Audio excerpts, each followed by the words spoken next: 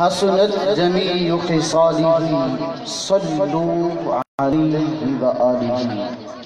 سب حضرات مل کے پڑھیں الصلاۃ والسلام علیک یا سیدی یا رسول اللہ، الصلاۃ والسلام علیک یا سیدی یا رحمت للعالمین۔ مجھے معلوم ہے کہ بہت دیر ہو چکی ہے، ٹھنڈ بھی بہت زیادہ ہے اور آپ حضرات کافی دیر سے انتظار بھی کر رہے ہیں، لیکن میں یہ سمجھتا ہوں کہ جہاں حضور کا نام آ جائے پھر ہمیں سنی بن کے حضور کے نام کے ڈنکے بجا دینی چاہیے۔ تو آپ حضرات ٹھیک ہے، سردی ہے، ٹھنڈی ہوا بھی چل رہی ہے، لیکن سنی تو بنے نا کم از کم۔ تو سنی کون ہوتا ہے؟ جس کے سامنے صرف حضور کا نام لیا جائے گردن کٹانے کے لیے تیار ہو جاتا ہے۔ تو آپ نے گردن نہیں تو چلو آواز سے الصلاۃ والسلام کو پڑھ لینا، الصلاۃ والسلام علیک یا سیدی یا رسول اللہ۔ ابھی بھی جتنا پنڈال ہے اتنی آواز نہیں ہے۔ میں آپ کا کوئی زیادہ ٹائم نہیں لوں گا، مفتی صاحب موجود ہیں، سادات کرام موجود ہیں، حفاظ و قراء حضرات موجود ہیں، زیادہ ٹائم نہیں لوں گا، بس صرف اتنا چاہتا ہوں چند منٹ کی حاضری ہے، جس طرح میں حاضری لگاؤں اس طرح آپ کی بھی حاضری لگنی چاہیے، تو اس لیے بلند آواز سے پڑھیں الصلاۃ والسلام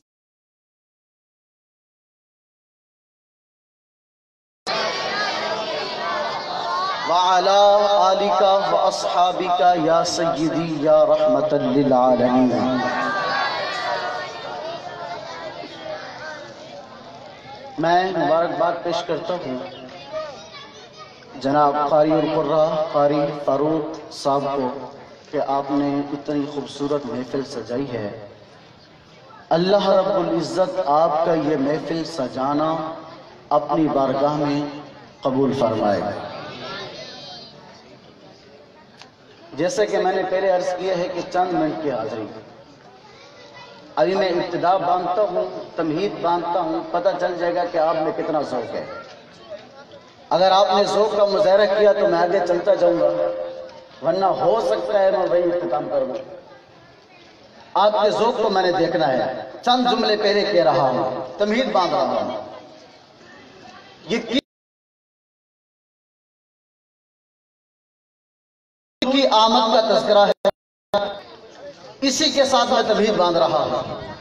جب حضور علیہ الصلوۃ والسلام اس کائنات میں تشریف لائے تو دو گروہ بنے۔ کتنے گروہ بنے؟ دو۔ بولتے ہیں، ساتھ ساتھ میں بولتے رہیں، کتنے گروہ بنے؟ دو گروہ بنے۔ جب حضور تشریف لائے دو گروہ بنے۔ پہلا گروہ کون سا تھا؟ جو حضور کے معجزات کو بھی مانتا ہے، حضور کی عظمتوں کو بھی مانتا ہے، حضور کی رفعتوں کو بھی مانتا ہے، حضور کے مقامات کو بھی مانتا ہے۔ ایک گروہ تھا وہ۔ دوسرا گروہ وہ تھا جو حضور کے معجزات کا بھی انکار کرتا ہے، آپ کی عظمتوں کا بھی انکار کرتا ہے، آپ کی رفعتوں کا بھی انکار کرتا ہے، آپ کے مقام کا بھی جو ہے وہ انکار کرتا ہے۔ کتنے گروہ بنے؟ دو گروہ۔ توجہ رکھیے گا، کتنے گروہ بنے؟ دو گروہ۔ ایک گمراہ گروہ، ایک ہدایتی گروہ۔ ہم اس کو دوسرے لفظوں میں کہہ دیتے ہیں، آسان لفظوں میں، ایک گمراہ فرقہ، ایک ہدایتی فرقہ۔ گمراہ فرقہ وہ ہے جو حضور کے معجزات کا انکار کرتا ہے، ہدایتی فرقہ وہ ہے جو حضور کے معجزات کو، کمالات کو، عظمتوں کو، رفعتوں کو مانتا ہے۔ اب دو فرقے بنے گئے۔ اب گمراہ فرقہ اور ہدایتی فرقہ میں تھوڑا سا امتیاز دیکھیے گا، فرق دیکھیے گا۔ گمراہ فرقہ کہتا ہے کہ معاذ اللہ حضور جادوگر ہے، معاذ اللہ حضور جادوگر ہیں۔ گمراہ فرقہ کہتا ہے حضور جادوگر ہیں۔ ہدایتی فرقہ کہتا ہے حضور جادوگر نہیں، اللہ رب العزت نے مختار کل بنا کے بھیجا ہے۔ ابھی بھی مزہ نہیں آیا، اب ایک اور فرق آپ کے سامنے رکھوں گا اور پھر دیکھوں گا کتنا آپ کے اندر ذوق ہے۔ گمراہ فرقہ کہتا ہے کہ حضور کچھ نہیں دے سکتے۔ گمراہ فرقہ کہتا ہے حضور کچھ نہیں دے سکتے۔ ہدایتی فرقہ کہتا ہے پوچھتے کیا ہو آقا ہمیں کیا دیتے ہیں، پوچھتے کیا ہو آقا ہمیں کیا دیتے ہیں، کیا یہ کم ہے کہ بندے کو خدا دیتے ہیں۔ اب اس سے اوپر جاؤں گا تو زور بھی بلند ہونا چاہیے. جس طرح میں زور لگا رہا ہوں آپ کو بھی زور لگنا چاہیے تاکہ در و دیوار کو پتہ چل جائے آج سنی یہاں بیٹھے ہیں. اچھا آگے فرق سنیے. گمراہ فرقہ کہتا ہے حضور نور نہیں. گمراہ فرقہ کہتا ہے حضور نور نہیں. ہدایت کا فرقہ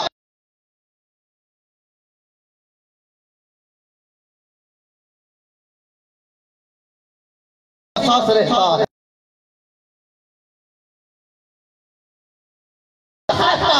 عجیب بات ہے کبھی شناس رہتا ہے. ہزار موت سے ٹکرا میں بھی زندہ ہوں. نبی کا نور مجھے باکمال رکھتا ہے.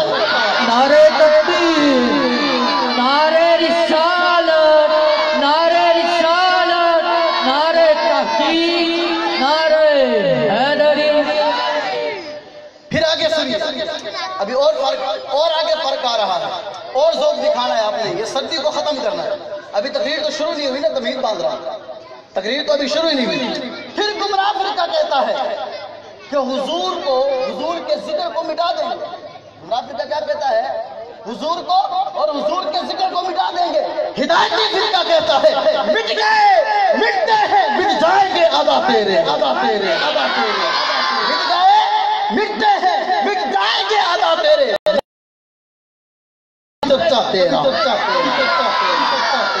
حضور کے ذکر کو کوئی مٹا نہیں سکتا. کوئی بڑا سے بڑا بادشاہ کیوں نہ کھڑا ہو جائے، بڑا سے بڑا وزیر کیوں نہ کھڑا ہو جائے، سارے کے سارے بادشاہ نیچے گر جائیں گے، سارے کے سارے وزیر ختم ہو جائیں گے. کیونکہ رب اعلان کرتا ہے بارہ بارہ لیکن ذکر بادشاہ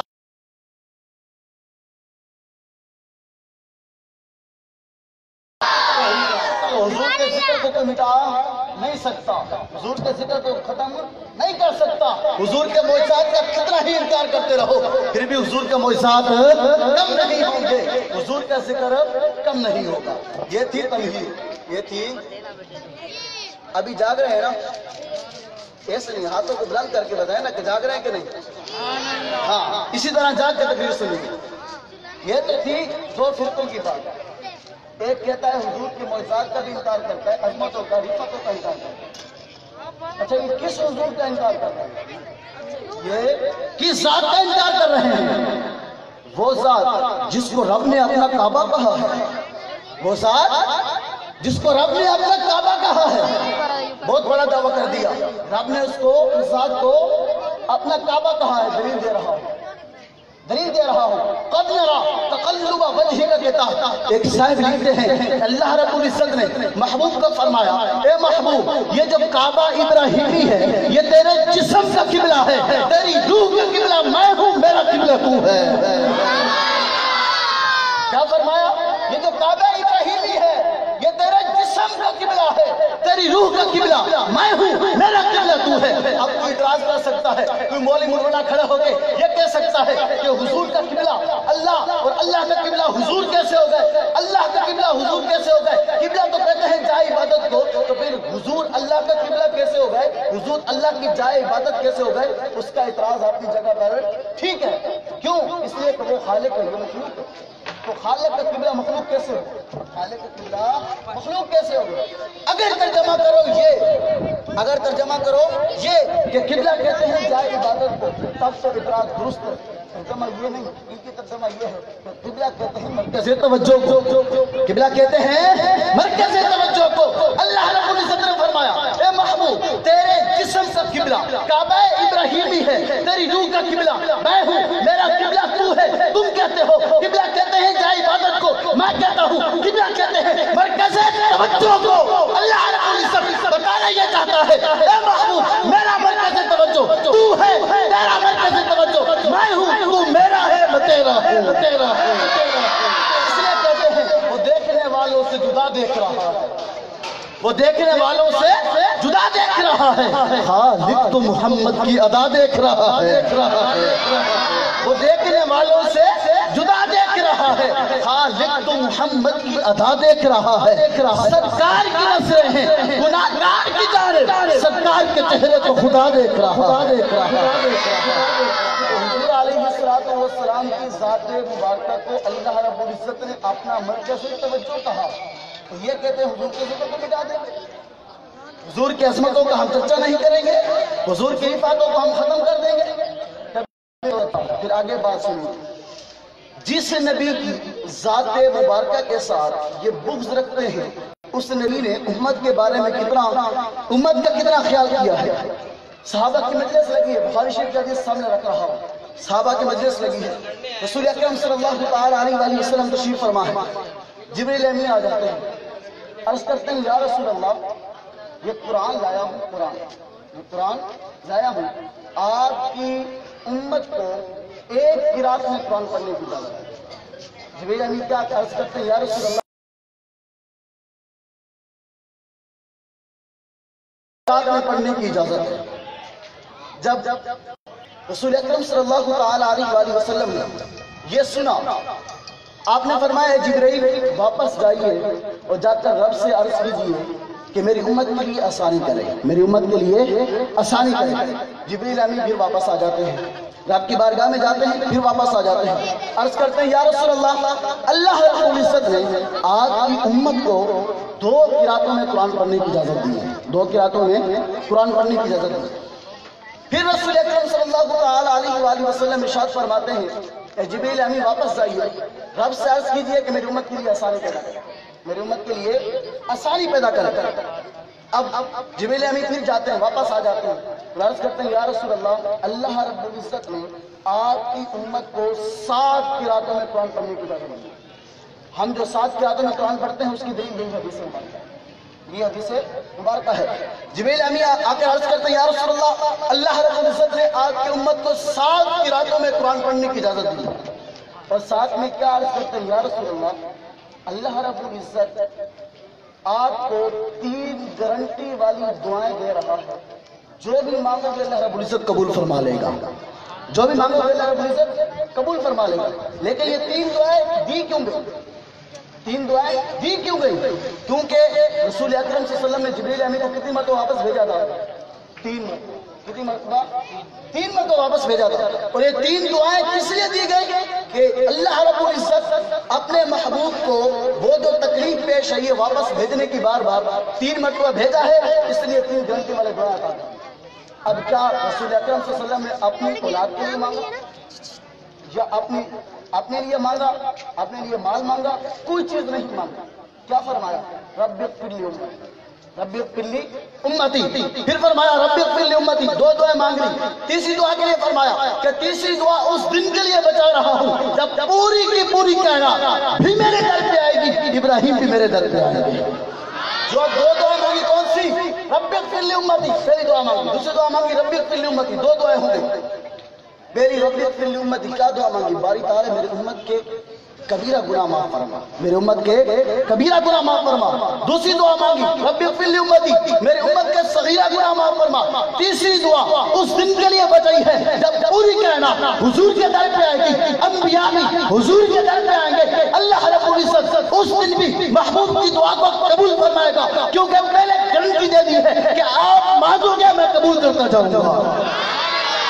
اب ذرا ذوق دکھائیے گا، کیونکہ حضور نے ہمارے لیے محشر کے دن کے لیے دعا بچائی ہے، تو پھر میں کیوں نہ کہوں ہوں خاک مگر عالم انوار سے نسبت ہے، ہوں خاک مگر عالم انوار سے نسبت ہے، میں تو کچھ بھی نہیں لیکن سردار سے نسبت ہے۔ ہوں خاک مگر عالم انوار سے نسبت ہے، میں تو کچھ بھی نہیں لیکن سردار سے نسبت ہے۔ سر جھک نہیں سکتے، سر محشر بھی ہمارے، ارے آج میرا سر کیا جھکے گا؟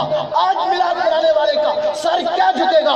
آج لبیک یا رسول اللہ کہنے والے کا سر کیا جھکے گا؟ سر جھک نہیں سکتے، سر محشر بھی ہمارے، سر اس لیے اونچے ہیں کہ سردار سے نسبت ہے۔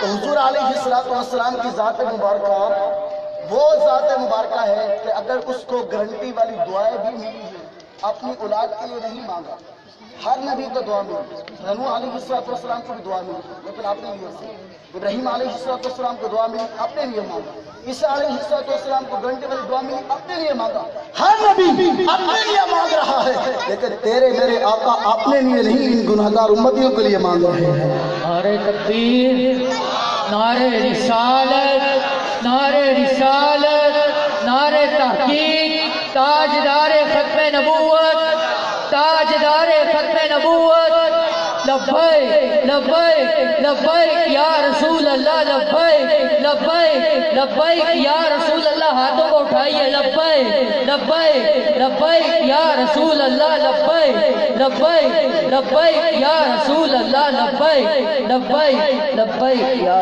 रसूल अकरम सल्लल्लाहु ताला अलैहि वसल्लम के ज़ात मुबारक कोई आम ज़ात नहीं है, और ज़ात तो ज़ात अलग है। आपको जो नाम अता किया गया वो नाम इतनी अज़मतों वाला है कि किसी को विलादत के बाद नाम अता किया जाता है। ये महबूब वो ज़ात है, इसको नाम अपनी विलादत के बाद भी नहीं, अपनी विलादत से कबल भी नहीं, बल्कि अभी इंसानी इज्जत वजूद में नहीं आई थी। हज़रत आदम अलैहिस्सलाम का वजूद ही नहीं था। अल्लाह रब्बुल इज़्ज़त ने आपको 1200 साल कबल मोहम्मद नाम अता कर दिया था। तो महबूब अलैहिस्सलाम के साथ कोई आम ज़ात नहीं, और फिर जब नाम अता किया तो नाम भी बेमिसल अता किया। किस तरीके से? आपका नाम क्या है? मोहम्मद। क्या नाम है? बोलिए क्या नाम है? और अल्लाह रब्बुल इज़्ज़त का नाम क्या है? अल्लाह। क्या नाम है? अल्लाह। इसमें अल्लाह, इसमें भी 4 हर्फ हैं। कितने हर्फ हैं? 4। मोहम्मद, इसमें कितने हर्फ हैं? कितने हर्फ हैं? बोलिए 4। अल्लाह 4 हर्फ, मोहम्मद 4 हर्फ। थोड़ा सा आगे चलिए, कलमा ला इलाहा इल्लल्लाह, अल्लाह रब्बुल इज़्ज़त की माबूदियत, उबूदियत का इकरार है। ला इलाहा इल्लल्लाह कितने हर्फ? 12। कितने हर्फ? मुहम्मदुर रसूलुल्लाह कितने हर्फ? 12। अल्लाह रब्बुल इज़्ज़त के इसमें गिरामी अल्लाह कितने हर्फ? 4। मोहम्मद रसूल अकरम सल्लल्लाहु अलैहि वसल्लम का नाम मोहम्मद कितने हर्फ? 4। ला इलाहा इल्लल्लाह अल्लाह रब्बुल इज़्ज़त की माबूदियत का इकरार कितने हर्फ? 12। बोलिए 12।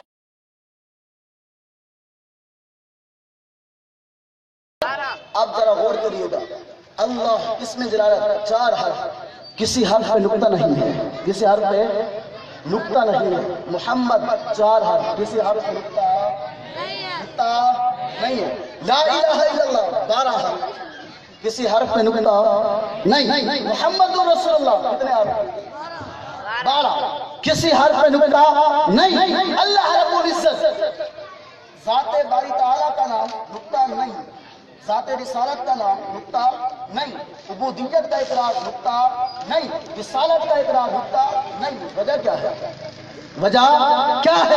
क्योंकि नुक्ता ऐब को ज़हर करता है। नुक्ता बोलिए, नुक्ता ऐब को ज़हर करता है।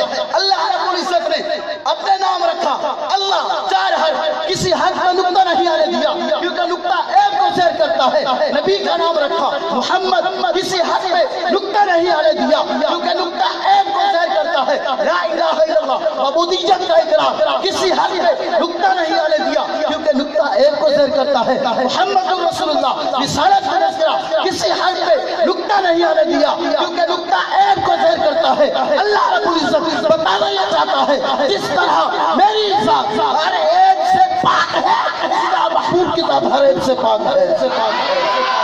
नारे तकबीर, नारे रिसालत, नारे तहकीक, नारे हैदरी। तो महबूब को जो नाम अता किया उसमें नुक्ता नहीं है, तो महबूब को वो नाम ही नहीं दिया जिसके अंदर कोई ऐब ढूंढे। तुम ज़ात में ऐब ढूंढते हो, तुम ज़ात में ऐब ढूंढते हो, तो नाम ऐसा है जिस नाम में कोई ऐब नहीं है। आगे चलिए, हुजूर अलैहिस्सलाम का हम तज़किरा करते क्यों हैं? हुजूर अलैहिस्सलाम का हम तज़किरा करते क्यों हैं? क्योंकि ये वाहिद वो दर है जिस दर से कोई खाली नहीं जाता, जिस दर से कोई खाली नहीं जाता। आप खुद देखें, इस वक्त आप महफिल मिलाद में बैठे हैं, थोड़ा सा अंदाजा लगाएं, कुछ लोग बाहर सड़कों पे खड़े होंगे, गपशप कर रहे होंगे, कोई सिगरेट पी रहा होगा, कोई क्या कर रहा होगा, कोई क्या कर रहा होगा। हर कोई अपने काम में मसरूफ है।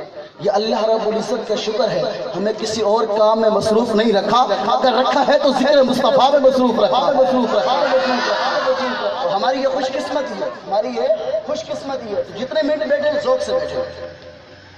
रसूल अकरम सल्लल्लाहु ताला अलैहि वसल्लम के तज़किरा क्यों किया जाता है कि आपके दर से कोई खाली नहीं गया, आपके दर से कोई खाली नहीं गया। आइए मदीना शरीफ का वाक़या आपके सामने रखता हूँ, मदीना शरीफ का वाक़या आपके सामने रखता हूँ। हज़रत इमाम हुसैन रज़ियल्लाहु ताला अन्हु एक जगह से गुजर रहे हैं, آپ نے دیکھا کچھ لوگ جمع ہیں، آپ نے دیکھا کچھ لوگ جمع ہیں، آپ نے پوچھا یہاں لوگ کیوں جمع ہیں؟ تو کسی نے بتایا یہاں حاتم طئی کا بیٹا کھڑا ہے عدی، حاتم طئی کا بیٹا کھڑا ہے عدی، اور وہ اپنے باپ کے سخاوت کے قصے سنا رہا ہے لوگوں کو، اپنے باپ کے سخاوت کے قصے سنا رہا ہے لوگوں کو۔ حضرت امام حسین فرمانے لگے شیر میرے نانا کا، شیر میرے نانا کا، کیونکہ مدینہ شریف شیر تو حضور کا ہے نا۔ حضرت امام حسین فرمانے لگے شیر میرے نانا کا، اور سخاوت کے قصے کسی اور کو سنایا جائے؟ میں بھی جا کر سنتا ہوں اس کا باپ کتنا سخی، اس کا باپ کتنا سخی تھا۔ حضرت امام حسین چل کے عدی کے پاس جاتے ہیں اور پوچھتے ہیں عدی بتا تو اپنے باپ کے سخاوت کے قصے سنا رہا ہے لوگوں کو؟ عدی کہتا ہے جی ہاں میں اپنے باپ کے سخاوت کے قصے سنا رہا ہوں لوگوں کو۔ حضرت امام حسین فرمانے لگے عدی بتا تیرا باپ کتنا سخی تھا، بتا تیرا باپ کتنا سخی تھا۔ عدی کہتا ہے جناب میرا باپ اتنا سخی تھا، اتنا سخی تھا کہ اس کی مثال نہیں دی جا سکتی۔ حضرت امام حسین پھر فرماتے ہیں بتا تیرا باپ کتنا سخی تھا۔ عدی کہتا ہے جناب میرا باپ اتنا سخی تھا کہ اس کی مثال نہیں دی جا سکتی۔ پھر حضرت امام حسین نے فرمایا بتا تیرا باپ کتنا سخی تھا۔ عدی کہتا ہے جناب میرا باپ اتنا سخی تھا کہ اس کی ایک بہت بڑی حویلی تھی، حاتم طئی کی بہت بڑی حویلی تھی، اس حویلی کے 10 دروازے تھے۔ کتنے دروازے تھے؟ کتنے دروازے تھے؟ 10 دروازے تھے۔ عدی کہتا ہے جناب میرے باپ کی بہت بڑی حویلی تھی، اس حویلی کے 10 دروازے تھے۔ منگتا ایک دروازے پہ آتا، صدا لگاتا، میرا باپ اٹھتا اس کی جھولی میں خیرات ڈال دیتا۔ پھر وہی منگتا دوسرے دروازے پہ آتا، پھر صدا لگاتا، میرا باپ اٹھتا اس کی جھولی میں خیرات ڈال دیتا اور یہ نہ کہتا کہ تو پہلے لے چکا ہے۔ پھر اسی طرح وہی منگتا تیسرے دروازے پہ آتا، پھر صدا لگاتا، کیونکہ 10 دروازے تھے، اب وہ منگتا پہلے دروازے سے مانگ لیا، دوسرے دروازے سے مانگ لیا، تیسرے دروازے پہ آتا، پھر صدا لگاتا، میرا باپ اٹھتا اس کی جھولی میں خیرات ڈال دیتا اور یہ نہ کہتا کہ تو پہلے لے چکا ہے۔ عام طور پہ ایسے ہوتا ہے کہ ہمارے گھر کے 2 دروازے ہیں، ایک دروازے سے بھکاری سوال کرے ہم اسے بھیک دے دیں، پھر اگر وہی بھکاری دوسرے دروازے پہ آ جاتا ہے ہم اسے کہتے ہیں ابھی تو نے بھیک لی ہے پھر کیا کرنے کے لیے آیا؟ عام طور پہ تو یہ رواج چلتا ہے۔ تو وہ عدی کہنے لگا جناب میرا باپ اتنا سخی تھا کہ منگتا ایک دروازے پہ آتا، صدا لگاتا، میرا باپ اٹھتا اس سے خیرات ڈالتا، پھر دوسرے دروازے پہ وہی منگتا آتا، پھر صدا لگاتا، میرا باپ اٹھتا اس کی جھولی میں خیرات ڈال دیتا، پھر وہی منگتا تیسرے دروازے پہ آتا، پھر صدا لگاتا، میرا باپ اٹھتا اس کی جھولی میں خیرات ڈال دیتا اور یہ نہ کہتا کہ تو پہلے لے چکا ہے۔ حتیٰ کہ ایک ہی منگتا 10 دروازے گھومتا، 10 دروازوں سے سوال کرتا، میرا باپ اٹھتا اس کی جھولی میں خیرات ڈال دیتا۔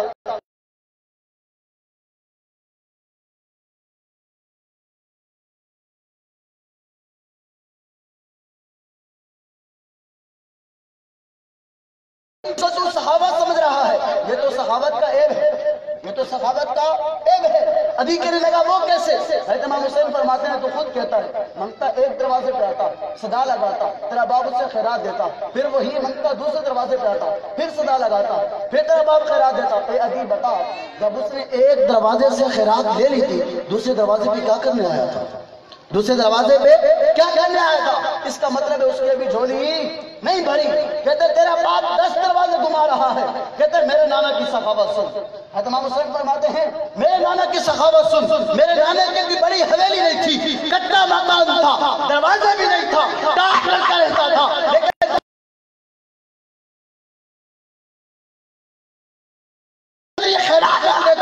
کہ پوری زندگی کسی دوسرے دروازے پہ جانے کی ضرورت نہیں پڑتی۔ نعرہ تکبیر، نعرہ رسالت، نعرہ رسالت، نعرہ تحقیق، تاجدار ختم نبوت، تاجدار ختم نبوت۔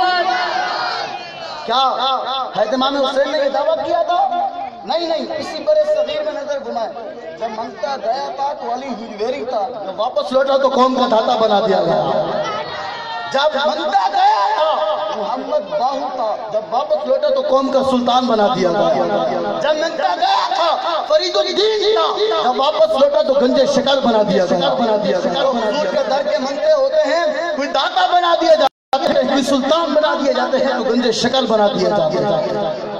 تو حضور علیہ السلام کے در پہ ہم اس لیے آتے ہیں کہ اس در سے کوئی خالی نہیں گیا۔ ہم حضور کا تذکرہ اس لیے کرتے ہیں کہ جو یہ تذکرہ کرتا ہے اس کی جھولی کبھی خالی نہیں ہوتی۔ اچھا جس نے حضور کی تعریف کی ہے اسے کچھ ملا بھی ہے، اس کی بھی مثال آپ کے سامنے رکھتا ہوں۔ اسے کچھ ملا بھی ہے، اس کی مثال آپ کے سامنے رکھتا ہوں۔ امام بصیری یہ وہ شخصیت ہے جس کا لکھا ہوا قصیدہ آج بھی مدارس کے اندر اسمبلی میں پڑھایا جاتا ہے اور طلباء پڑھتے ہیں، اور اسی کے ساتھ ہمارے تعلیمی دن کا آغاز ہوتا ہے۔ امام بصیری کا لکھا ہوا قصیدہ مولا صلی وسلم دائما ابدا۔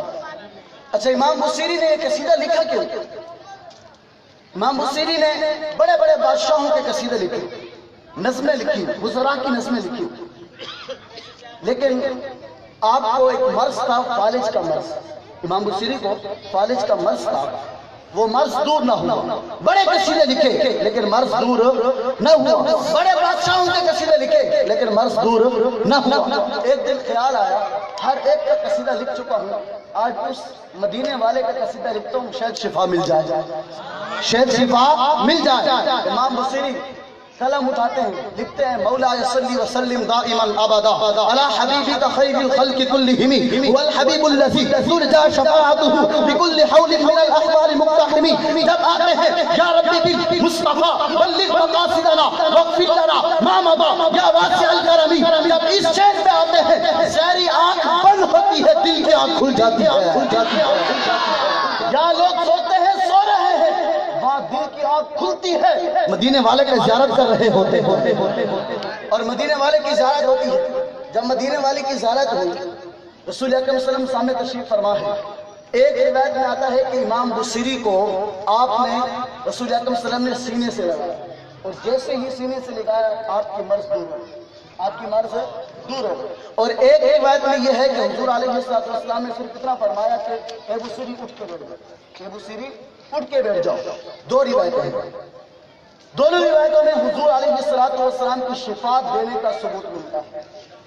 اب رسول اکرم صلی اللہ علیہ وسلم نے امام بصیری کو فرمایا کہ اٹھ کے بیٹھ جائیے، اور جو آپ نے قصیدہ لکھا ہے وہ مجھے قصیدہ سنائیے، وہ مجھے قصیدہ سنائیے۔ یاد رکھیے، اس قصیدہ لکھنے سے پہلے نہ امام بصیری کے ہاتھ کام کرتے تھے،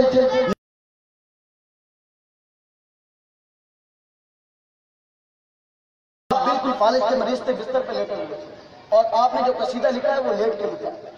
آپ رسول اکرم صلی اللہ علیہ وسلم نے آپ کو اٹھا کے بٹھا دیا، جیسے ہی بٹھایا امام بصیری کہتے ہیں مجھے ساری کی ساری مرض دور ہو گئی، میری ساری کی ساری مرض دور ہو گئی۔ اب امام بصیری وہ قصیدہ رسول اکرم صلی اللہ علیہ وسلم کو سنا رہے ہیں، اور قصیدہ سناتے سناتے آپ کے دل میں خیال آیا جو رسول اکرم صلی اللہ علیہ وسلم کے پاس یہ چادر ہے، یہ کاش مجھے چادر عنایت فرما دیتے، کاش مجھے چادر عنایت فرما دیتے۔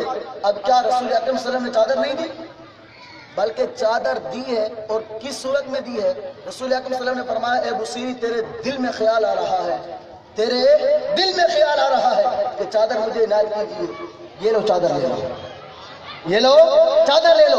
امام بصیری نے چادر لی، اپنے تکیے کے پیچھے رکھا۔ رسول اکرم صلی اللہ علیہ وسلم قصیدہ سننے کے بعد تشریف لے جاتے ہیں۔ امام بصیری صبح اٹھتے ہیں، سوچتے ہیں خواب کی حالت، پتہ نہیں چادر ہوگی کہ نہیں ہوگی، پتہ نہیں چادر ہوگی کہ نہیں ہوگی۔ جب امام بصیری نے تکیے کی طرف دیکھا، وہ کملی والی چادر وہی موجود تھی، وہی موجود تھی، وہ چادر وہی موجود تھی۔ امام بصیری اٹھتے ہیں، بستر سے کھڑے ہو جاتے ہیں، بازار میں جاتے ہیں۔ جب بازار میں جاتے ہیں ایک شخص ملتا ہے، اے بصیری کل تو بیمار تھا، نہ تو چل سکتا تھا، نہ تیرے ہاتھ کام کرتے تھے، آج تو چل بھی رہا ہے، باتیں بھی کر رہا ہے، کیا وجہ ہے؟ امام بصیری کہتے ہیں واقعی میں بیمار تھا، لیکن مدینے والے نے آ کے شفا یاب کر دیا۔ نعرہ تکبیر، نعرہ رسالت، نعرہ رسالت۔ اب اگلی بات بھی سنیے گا، امام بصیری جب بازار میں چلتے ہیں، آگے ملنے والا شخص کہتا ہے بصیری وہ قصیدہ تو سنا، وہ قصیدہ تو سنا۔ امام بصیری کہتے ہیں میں نے کمرے میں بیٹھ کے قصیدہ لکھا ہے، کسی کو سنایا نہیں ہے۔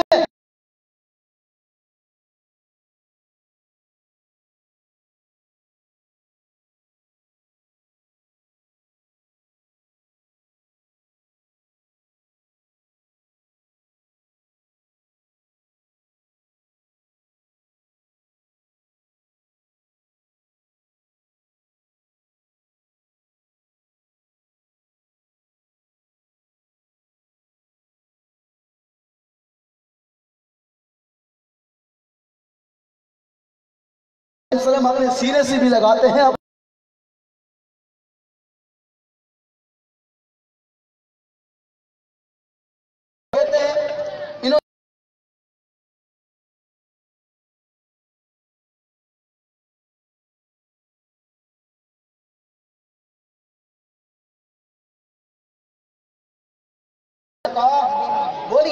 अल्लाह का हबीब मानते हैं, अल्लाह का शरीक नहीं, अल्लाह का हबीब मानते हैं। तो शान घटती है, हबीब कहा जाए तो शान घटती है। हम सुन्नी शान घटाने के लिए नहीं बल्कि बढ़ाने के लिए आए। तो हम हुजूर अलैहिस्सलाम को अल्लाह का हबीब मानते हैं। अब शरीक और हबीब में फर्क सुनिए, शरीक और हबीब में फर्क सुनिए। शरीक अगर कहा जाए तो शान घटती है किस तरह? मसलन हाजी साहब बैठे हैं या कारी साहब बैठे हैं, इन दोनों ने मिलके एक बर्तन की दुकान बनाई, उसमें हाजी साहब भी शरीक हैं, कारी साहब भी शरीक हैं, दोनों शरीक हैं। इन दोनों ने मिलके पैसे मिला के दुकान बनाई, दोनों दुकान में शरीक हैं। अब हाजी साहब दुकान में बैठे या कारी साहब बैठे, दूसरा बंदा आके कहता है जनाब ये बर्तन मैं तोड़ने लगा हूँ, क्या कारी साहब उसको बर्तन तोड़ने देंगे? नहीं, बल्कि कहेंगे बर्तन तोड़ने के लिए नहीं, बेचने के लिए रखे, बर्तन तोड़ने के लिए नहीं, बेचने के लिए रखे हैं। अगर इस तरह करना है तो अपना माल अलग कर ले।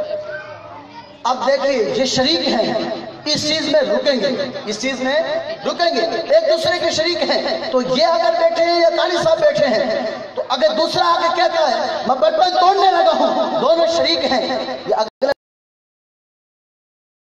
रखें तो शरीक एक बर्तन नहीं तोड़ने देता, शरीक एक बर्तन नहीं तोड़ने देता। हबीब की शान देखे, चौधरी का चांद चमक रहा है, अर्ज करते हैं मौला तोड़ना चाहता हूँ, आवाज आती है टुकड़ा करके रख दे, तू शरीक नहीं तू हबीब है, तू हबीब है, तू हबीब है। सूरज गुरूब हो जाता है, अर्ज करते हैं अली की हाजत पलटाना चाहता हूँ, आवाज आती है पलटा के रख दे, तू शरीक नहीं तू हबीब है, तू हबीब है। मौला तूने पत्थर बेजान वाले, मैं इनसे दिलवाना चाहता हूँ, आवाज आती है मर्जी है तो कलमा पढ़ा, मर्जी है तो दुरूद पढ़ा, तू शरीक नहीं तू हबीब है। तो रसूल अकरम के हबीब हैं जो